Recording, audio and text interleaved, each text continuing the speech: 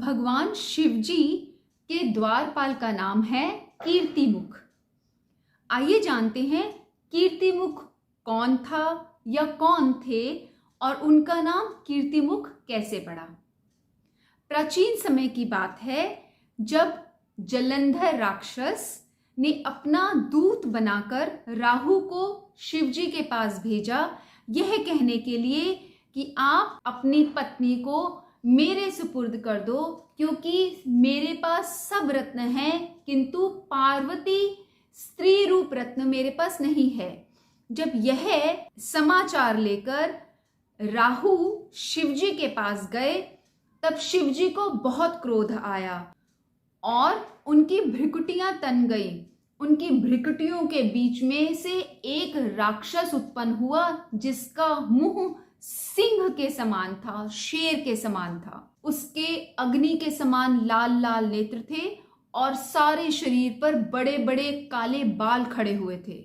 जैसे ही वह राक्षस उत्पन्न हुआ वह राहु को खाने के लिए आगे बढ़ा, किंतु राहु डर गया और उसने हाथ जोड़कर शिवजी से प्रार्थना की कि हे देवों के देव महादेव, मैं तो खाली दूत हूं, मुझे तो जलंधर राक्षस ने आपके पास दूत बनाकर भेजा है और दूत को मारना कदापि उचित नहीं है, इसलिए आप मेरी भूल क्षमा कीजिए और कृपा करके मुझे मत मारिए।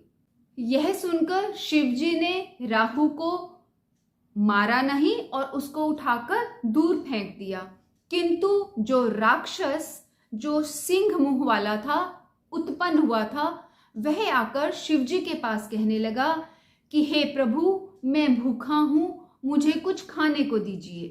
तब शिवजी ने कहा कि तुम अपने हाथ पैरों को खा जाओ।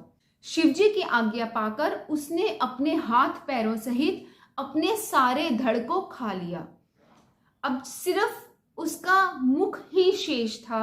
यह देखकर शिवजी को बहुत प्रसन्नता हुई और शिवजी ने उससे कहा कि तुमने मेरी आज्ञा का पालन किया है, इसलिए तुम्हारा नाम कीर्तिमुख होगा और मैं तुम्हें अपना द्वारपाल नियुक्त करता हूँ।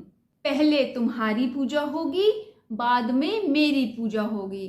तुम्हारी पूजा के बिना मेरी पूजा करना निष्फल रहेगा।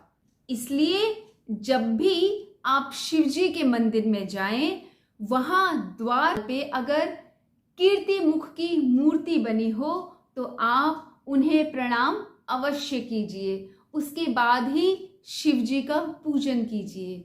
भगवान करें आपकी पूजा सफल हो और आपको आपकी श्रद्धा पूजा भाव का सुफल शीघ्र मिले। ओम नमः शिवाय।